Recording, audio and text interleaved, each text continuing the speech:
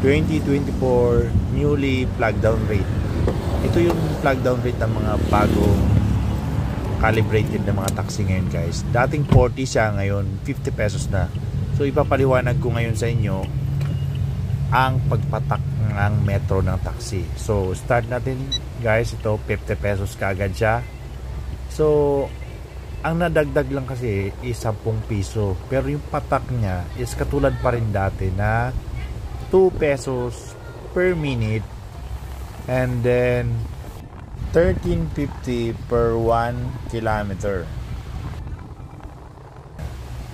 So ipapakita ko sa screen yung pagpatak ng meter. Makikita nyo na ilang saglit, ayan, 1 minute na siya. So pumatak na siya kagad ng 52 pesos.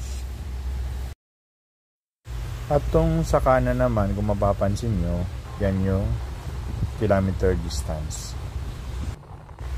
Patak lang yung kilometer distance na yan pag naka 1 kilometers na yan siya mamaya. So nakikita nyo naman 700 meters na yung tinatakbo natin. Ayan, 800 meters na.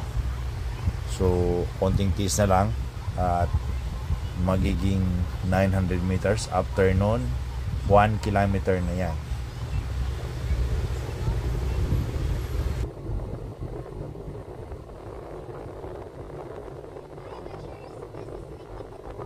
So ayan na nga, pumatak na nga ang 1 kilometer, kaya naging 67 pesos na siya.